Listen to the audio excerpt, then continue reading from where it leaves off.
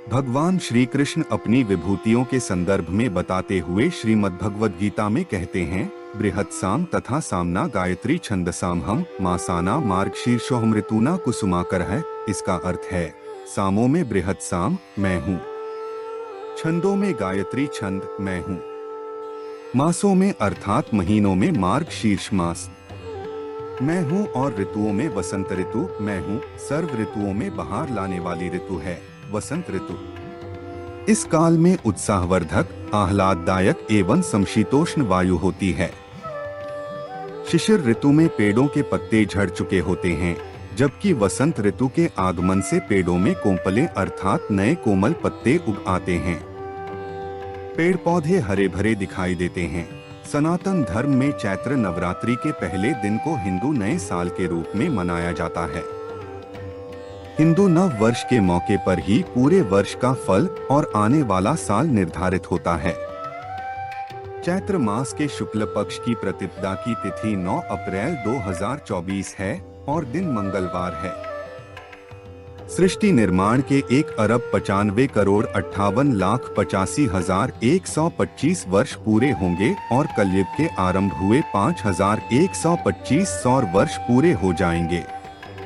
इस बार नव संवत्सर का नाम पिंगला शोभाकृत होगा। इस विक्रमी नव संवत्सर 2081 के साथ ही शक संवत 1946 की शुरुआत होगी। हिंदू नववर्ष सौर, चंद्र, नक्षत्र और सावन मास पर आधारित है। 58 ईसा पूर्व राजा विक्रमादित्य ने परिष्कृत करके इसी पर आधारित विक्रम संवत नाम से एक कैलेंडर प्रचलित किया। इसी नववर्ष में 12 माह के एक वर्ष, 30 दिन का एक माह और 7 दिन के एक सप्ताह का प्रचलन आरंभ हुआ।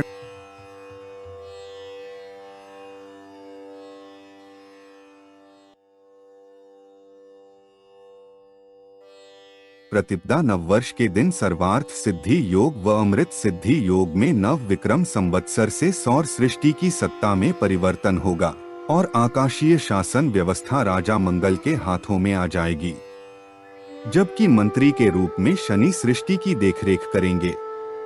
इस बार चैत्र शुक्ल प्रतिपदा 8 अप्रैल सोमवार की रात 11:55 पर लगेगी। इसी दिन चैत्र नवरात्रि अर्थात आदिशक्ति की आराधना उपासना का महापर्व वसंतिक नवरात्र भी शुरू होगा। चैत्र शुक्ल प्रतिपदा को नववर्ष मनाने के नैसर्गिक, ऐतिहासिक एवं आध्यात्मिक कारण हैं।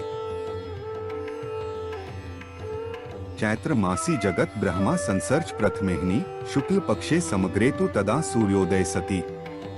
ब्रह्मांड पुराण के इस श्लोक के अनुसार भगवान विष्णु ने सृष्टि की रचना का कार्य ब्रह्मा जी को सौंपा था, इसीलिए इस दिन को नववर्ष के रूप में मनाया जाता है। इस दिन से ही विक्रम संवत की भी शुरुआत हुई थी। इस दिन को संवत्सरारंभ, गुड़ी पड़वा, युगादि, वसंत ऋतु प्रारंभ दिन आदि नामों से भी जाना जाता है। वर्षारंभ मनाने का ऐतिहासिक कारण शकों ने हुनों को पराजित कर विजय प्राप्त की एवं भारत भूमि पर हुए आक्रमण को मिटा दिया था। शालिवाहन राजा ने शत्रु पर विजय प्राप्त की और इस दिन से शालिवाहन पंचांग प्रारंभ किया।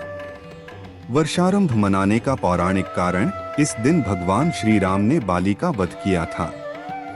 वर्षारंभ का अतिरिक्त विशेष महत्व, चैत्र शुक्ल प्रतिपदा के दिन अयोध्या में श्री राम जी का विजयोत्सव मनाने के लिए अयोध्या वासियों ने घर घर के द्वार पर धर्मध्वज फहराया।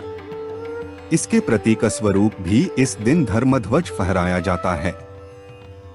महाराष्ट्र में इसे गुड़ी पड़वा कहते हैं। आइए इस नव वर्ष के दिन प्रथम पूजनीय भगवान श्री गणेश, सृष्टि के सभी प्रमुख देवी देवताओं, अपने ग्राम, कुल देवी देवताओं, वेद शास्त्र और पंचांग की पूजा आदि कर नए साल का स्वागत करें और मां दुर्गा की 9 दिन आराधना करें। अपना नववर्ष विक्रम संवत हर्षोल्लास के साथ मनाएं। आप सभी को हार्दिक बधाई एवं शुभकामनाएं।